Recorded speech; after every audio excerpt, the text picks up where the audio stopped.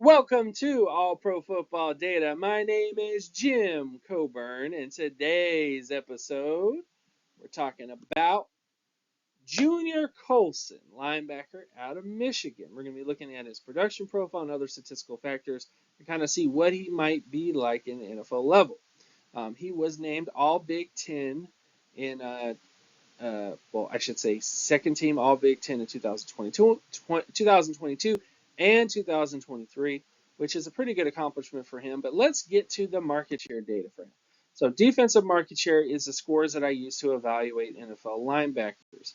To learn more about how I get to these scores, you can pause the video real quick. But taking a look at his market share data, he was 70 percentile in terms of solo tackle market share, 30 percentile in terms of sack market share, and 49 percentile in terms of tackle for loss market share. This is out of 2,999 linebackers since the 1989 NFL draft class. And what you can clearly see is the biggest concern that I have about him is that he definitely hit some decent solo tackle numbers, but his sack and TFL numbers are not exactly what you would expect out of a linebacker like him. So that's going to affect his projection. It really is, because most elite linebackers get 70 percentile sacks and upper level tackle for loss data especially, and he didn't quite do those things. So that is a concern for him. Another factor to look at is his other market share data scores, like his forced fumble market share, interception market share, and pass deflection market share. He was below average in terms of forced fumbles. He was below average in terms of interceptions, and his pass deflection score was only in the lower 40 percentile in terms of that particular number.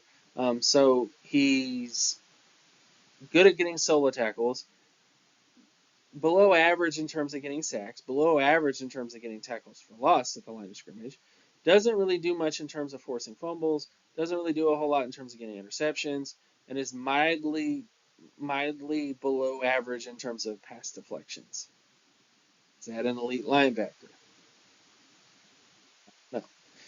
Move into his adjusted production scores. Adjusted production takes a look at other factors like his age, his strength of schedule, and strength of team.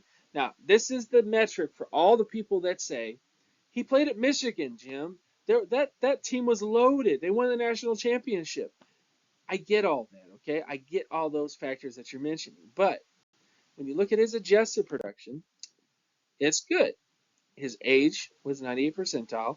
His MSA rating was 97 percentile. And his pass rating was 87 percentile. So for all the people that hate statistics, hate production, and say that, well, he played at Michigan, so that should mean something, this is the metric that makes it mean something, okay? But when you get to his comparisons, so these are all the linebackers that had put up similar production, that had similar MSA ratings, similar pass ratings, for the most part for Junior Colson. These are the linebackers he tested most similar to. Brandon Marshall's kind of on the upper level, but again, Brandon Marshall had more tackles for loss and sacks. You look at Pete Werner, of course. Keith Rivers, for example, is probably the closest comparison for him. And Keith Rivers was okay. He had a lot of injuries, but there's not a lot of elite linebackers. All the linebackers you see on this list, none of them are really elite. And even Kiko Alonso, who did some decent things, had much better tackle for loss data. So I think for the most part for Junior Colson, I think he's very overrated as a prospect. I understand he played in Michigan. I understand they had a lot of talent on that team. But he didn't get a lot of sacks. He didn't get a lot of tackles for loss. He didn't get a lot of forced fumbles. He didn't get a lot of, there's a lot of things that he just statistically didn't do. That other than tackling, that was the only thing he was above average at on that team. Looking at the outlook for him, Junior Colson profiles as a backup to starter long term. His production was very limited, which contributes to his lower grade. I would not draft Colson in day one, especially in a linebacker class as deep as this one. I know a lot of people say this class isn't deep. The stats disagree. They really do. The stats disagree. This is a very productive linebacker class. There are a lot of linebackers in this class that are extremely productive. Some of them didn't play at big name schools, of course, but a lot of them did, and they were very productive. And I think Junior Colson, even though he did play at a big name school, even though there might be some highlights on him that look amazing. I think when you look at his overall data, it is a little overrated. He really is in terms of him as a prospect, an NFL prospect. So that is kind of where I'm at with him. I see him more as a day 2, day 3 pick, especially if he doesn't test well, which I think he probably will test well. But I would definitely kind of avoid him to a certain extent because I think there's much better linebackers in this draft class.